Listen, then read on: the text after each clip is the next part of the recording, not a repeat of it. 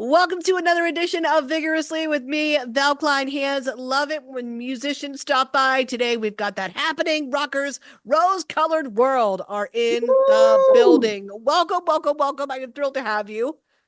We're thrilled to be Yeah, here. we're so grateful for you to have us on.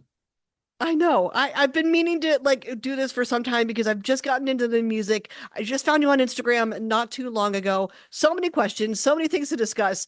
But the origin story was also interesting to me. I read that you two met in Hollywood through a mutual friend, and I have always viewed Hollywood as kind of this super saturated with musicians place, even today. What do you think that particular friend saw in you two that made them realize you'd be a good musical match? So it was the night Tom Petty passed away, and Wow. Okay. we were going to a jam separately.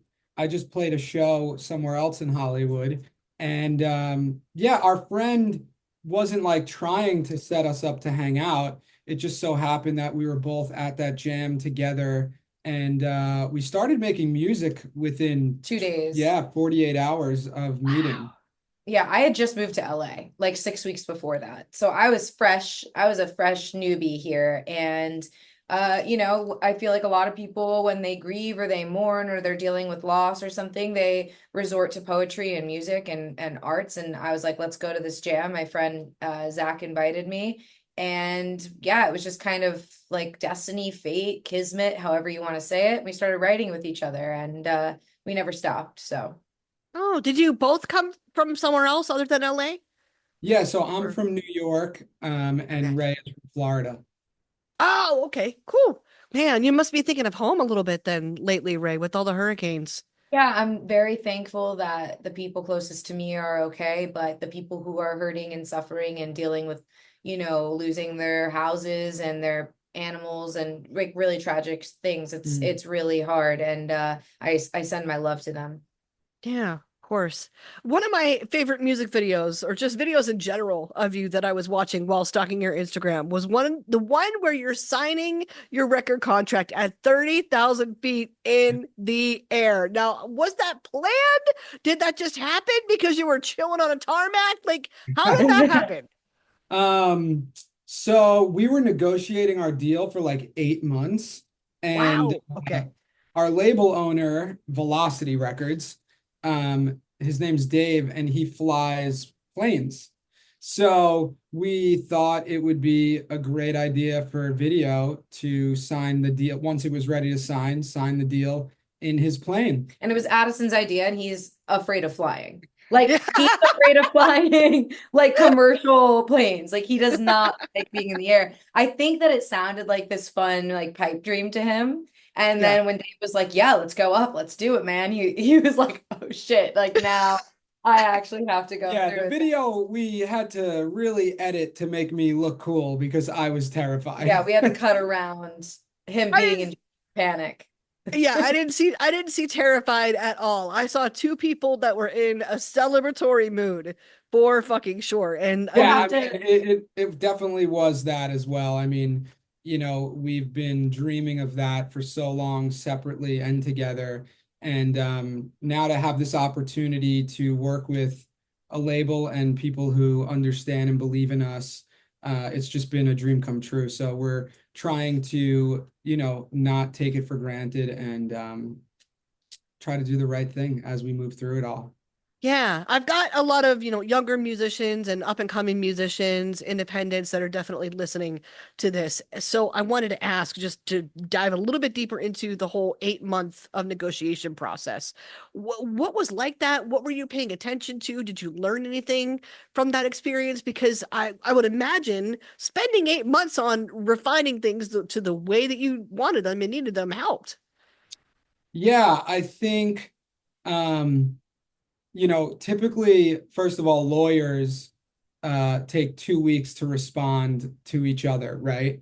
Got it. So Okay. that just adds a lot. But yeah, what we did was so that we could understand the contract, and I think this is good for anyone else. You put the whole contract into ChatGPT and just say, "Can you give this to me in simpler terms?" On a third grade Just so reading just so level. that we can understand Wow. everything. outside of, get your own Yeah, have your own lawyer and Yeah. things like that. Like Right.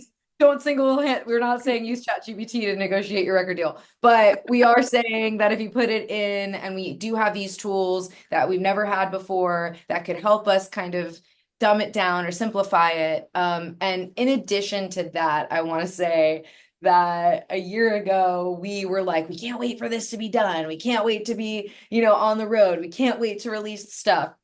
And now it's here, and it is epic, but we are so incredibly busy that the other day when we were like in the car driving to, I think a podcast or something that's been going on, I said, remember when we were just playing pool and waiting for, and like we were complaining, So I think a tidbit for every artist, no matter what stage you're at, is the grass isn't greener on the other side. The grass is greener where you water it, and to be present where you are in your journey and to enjoy all of the micro moments before you're in a new place. Yeah, like we've been editing our music video all day. We took a break to hop on here with you. That video has to be sent to the label tonight because we edit all our music videos. And then we go to When We Were Young tomorrow with our manager who's flying in.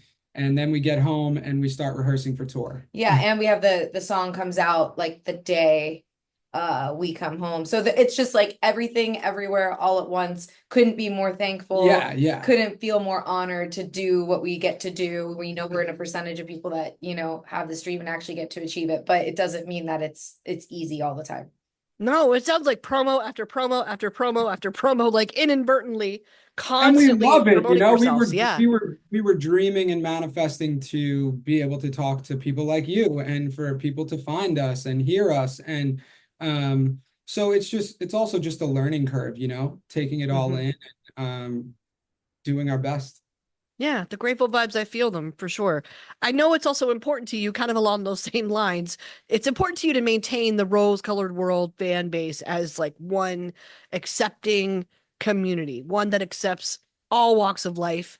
As a band, what do you do, or what can you do maybe? What have you learned along the way that can help you ensure that that community around you stays loving and open? At our live shows, I really try my best as a ringleader and somebody that's up there that is thankful to have this magic wand, which is the microphone, to change the vibration of the space. For people who were strangers and then are now not, we're like after 30 minutes, 45 minutes for this little rockin' fam, but to kind of give people a permission slip when I'm on stage that like, you're allowed to be yourself. You're allowed to and speak that light into people, because I think so many people are afraid to be who they are based on their upbringing or their programming or their religion or whatever they've been taught. And I think it's important to eradicate the idea of what you should be and step into the power of who you are and who you can be. Yeah, it's easy to forget that. I think about that concept like when it comes to Woodstock 94. I mean, we all know that it was like just a huge mess. And I've always thought, man, if Limp Bizkit or Fred Durst got on stage and said, hey, let's not light things on fire. Right. Maybe people wouldn't have gotten hurt. Something, Right. It's just something as simple as that. So it's important to be aware of your own power. Are you becoming more aware as you grow your fan base? Yeah, I think that less our own individual or even as a band power, but more of the power of community and togetherness, and that like a dream we dream together is the reality, not just like, because if me and Ad write a bunch of songs in this room, which we did for years before people heard them, it's cool, right? Like we get to write what we love, but without there being a community of people, it doesn't really matter. Yeah. So it's really cool to see people resonate with the words and songs we're making, because they really are just from our experience on how we see the world. And I think trying to live by example of, in our truth and really try to be ourselves, which, like you said, it's not always easy. For years, I feel like being in LA, I was trying to make music that wasn't really me or trying to fit in. And this is the first project that it feels like we're really being ourselves and making the music that we're we love, and for that to resonate with people, then my message is like, damn, everyone who wants to do anything, just make sure to be yourself, because that's what makes us so special. But it's hard. It's hard Yeah. to be yourself because you compare yourself to others and you're like, oh, this works for them, I want to do that. And that could be challenging. Is that part of the reason why you chose LA over maybe New York City, which may have been closer to you? Did you feel like you would have had that opportunity to be a little more authentic in one versus the other? Um, I think I may have been in the beginning probably more authentic in New York, but um, because everybody is like me, as far as like we're loud, we yell Oh yeah. from New York, but I can't really conquer something I can't understand. And New York City was like, it just felt like so big and so much energy everywhere. I was like, I don't even know where to begin. I don't know Mm. how Ray and I both wound up here at the same time, but it's God, it's the universe, whatever happened. I believe we were destined to meet each other and make music together. Absolutely. I've watched enough of your music videos. I took a look through YouTube. Just between your sound and between the aesthetic that we've got going on in the videos and the style, y'all were MySpace kids like me. We're just gonna put that out there. Yes. I'm 1,000% sure that you were MySpace kids like Oh me. yeah. So I have to ask, what was on your profile? Like what was playing on your profile on your personal MySpace pages back in the day? The Offspring, Yes. You're Gonna Go Far Kid was my ringtone and my number one song on my little playlist for sure. I think I Um, had Simple Plan on there. that makes sense for you. Yeah. Perfect. I was obsessed with Simple Plan. Yes. I'm It's so glad. funny. Go ahead. No, I've seen Pierre do a few things with Avril lately too, and I'm just like, oh, please Yes. let them Yeah. do more collaborations. Let's do more. Yeah, they were on tour together. It was fun seeing like their cheeky Yeah, all their content together. backstage stuff looks so fun. Yeah, I mean, Mhm. a lot of Addison and I's writing and how we go into things is like, say there's a line going down the middle, it's like pop punk Yeah. of like ad aesthetically is still in that, but like when it comes to sonically and how we write and influences, he was more on like the poppier side and I was more on like the angstier side. And so it's cool when we come together and write, it's like we have these pop melodies, but like really emo, like, harder tones and lyrics. So, Okay, so that's where the blend of the two worlds come in because that was going yeah. to be something else I asked. I was wondering if that was a conscious choice to like specifically be a pop punk band. No, apparently it's just kind of what happened from Yeah, it what was I'm like what we hearing. both Yeah. liked, Yeah, and I feel like we never are like, okay, we're gonna make a pop punk song or we're gonna make a rock song. I feel like we're a rock band that those influences bleed into the music of what we loved growing up on. Mhm. And some songs are harder than others, some songs are lighter than, like Hanging On by a Thread is a more of a straight, like All American Rejects kind of vibe. And then Cold Day in Hell is a bit, More alt more, rock. yeah. Yeah. Yeah, yeah. So Duh. and we don't try to like limit ourselves or stay in a box. It's like we just write, and if it feels good, we keep making it. And then if it doesn't, we put it to the side and we move on to something else. Yeah, best way to spend your time, more efficient. Did you ever love a band so much that you had them in your top eight? Because I did. My I gosh. don't think I did. To be honest, I feel like as a girly in South Florida, there was so much tension of who was in your top eight that I got to Yes. the point where I had Tom and my best friend, and I never moved it for I want to say like 3 years or whatever, however long my MySpace journey was because it was just so chaotic and That's it created. I amazing. was just like, no one can be mad at me if this is my top. It was intense. Like people were like literally fighting each other and like losing Yeah, friendships over I this. I'm like, remember that. yeah. Yeah. It was cutthroat. Those MySpace streets. and now, and it's like now that's evolved into Facebook fights over politics, is what it seems Right. like. That's how it's evolved. That's what it is now. Now that It's we're such a all black older. hole on there, you got to really choose what inputs you bring into your space wisely and because they affect your outputs for sure. Well, I know you touched on Cold Day in Hell. I watched the video. It's a beautiful video. That's one of Thank the you. more recent singles that have come out, but that's one of many. really. You put out a number of them lately. Are there any singles in particular that you put out lately that just stand out to you as an absolute favorite, where it's a must listen for anybody trying to get into Rose Colored World? You know, I'll say Cold Day in Hell because that seems to be the one that is moving the most right now. So that tells us that it's resonating the most. So if you haven't heard of us, check out Cold Day in Hell, um, which I wouldn't have guessed. I never guessed right. You typically don't No. guess right, which is okay. I didn't want to I didn't want to put out Spit Me Out originally. And that was the song that like got us our booking agent and record deal. So what the hell do I know? What? Why didn't you want to put it out? It was just like when we first made it, I was just like, oh, this is okay. Let Like, me also Okay. preface, this song was a lot harder than anything else that we like, sonically, like a lot. Okay. Right, but like, when it comes to the tones, to the layered guitars, to the feel, we also worked with a different producer for that one. So it was a little bit outside of our comfort zone. But for me, I was like, I can't believe this is us. Like, I can't believe we're going there. Like, people are gonna freak out. and now I love it. I And love yeah, when I and say- now, it was really cool to see the reaction and how it snowballed. But yeah, we don't know anything at all. We just make things that make us feel good, and we hope that it makes some other people feel good. Yeah. Yeah. When you do get any kind of break from the busyness that's happening right now, what do you like to do? What are your favorite ways to spend a day? Sleep. No. Period. Listen, I'm a napper too. I don't hate I'm it. not. So I'm wish the I was- napper here. Yeah, I'm not. Yeah. So when I have time to actually slumber, I'm like, this is delicious. Right. We love going on hikes. Yeah. Ray loves the beach.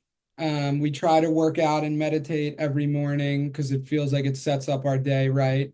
We love just kicking it with friends when we're home, honestly. Yeah. Like just being with the homies, going to shows, being in nature. And honestly, like when the busyness isn't, if it's slowed down or we have a day, so we don't watch TV just because we're just going and going. Right. So sometimes it's nice to just order a pizza and watch and sleep. and eat it in bed. Yes. And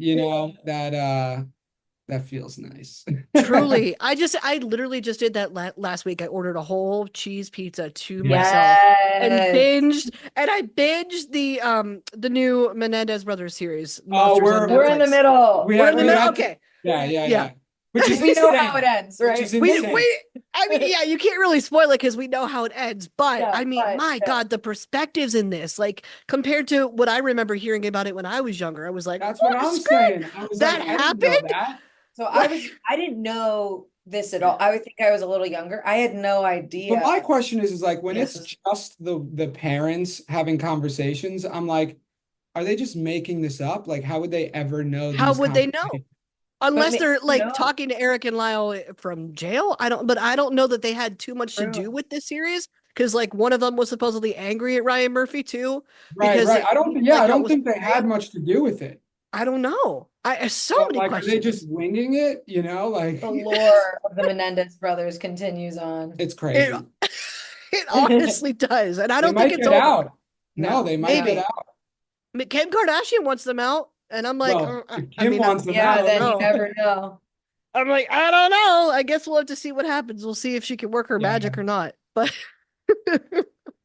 well, speaking of magic, there's definitely more from you on the way with more singles, I'm sure, more music, more touring, tons of things. What things can we get excited about? What's on the way? So we go on tour November 8th with a band called Not My Weekend and Rematch.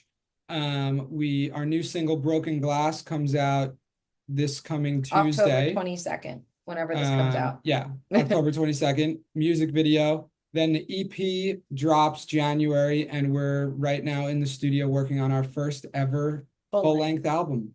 Oh, okay. Any titles, any teasers that you can share? Not just No yet. titles yet. Well, we have Well, like I can say the title for the EP that's dropping in January is called Beauty in the Breakdown. And I don't know if you've said that yet, so I'm excited that it's with you. Yeah, it's called Beauty in the Breakdown, and it's kind of encapsulates the human condition that we all go through bullshit and pain and suffering. And from that, there's a lot of beauty that is birthed through the contrast of being alive. And what else can we, oh, Tom Denny from, who was a founder of A Day to Remember and has Mhm. produced for Pierce the Veil, Wage War. He co-produced the entire EP with us. So that was really Wow. cool Yeah, to so all have the him. new songs we did with him, So from Cold Day on so far, he's been which has been an awesome process because we do all the production right here in this room, and Oh, then we send everything to Tom and he shines it up, and then the world hears it. it sounds like the pressure's off working with him because I would be intimidated at first. But what You know what's crazy is like the timeline was Spit Me Out had like a moment on Twitter that we didn't post, but it had its little moment. All of a sudden our manager starts getting emails, and one of those emails was somebody who represented Tom. And so they have, you know, a slew of people that they manage production wise, and it just, you know, kind of was like this alignment of like Tom makes sense. We jumped on a call, and like the night before we had written the demo for All We Had, and we were like, hey man, we don't know if this is good or not, but like if you like it would be cool to work on, you know, with it on with you. And he heard it and was like, this rips, send me stems. And it was like very like natural. And A Day to Remember was like one of the first hardcore, you know, harder of bands course, yeah. in the seat that I listened to when I was And 15. now Sirius XM has been It's been spinning that. spinning that, yeah. So Yeah, if really, any, I knew that as soon as you said his name, I was like, if anybody's going to understand the assignment when it comes to Rose Color World, it's Tom. He's yeah, going to he Yes, get crushes yes. it, man. He gets it. Gets I it. love it. Well, thank you both for hanging out with me. I can't wait to see what's next. There's a lot of new music next year that we're going to be consuming for sure. I can't Yes. wait. Yes. Thank you. Thank Thank you so much you. for your time.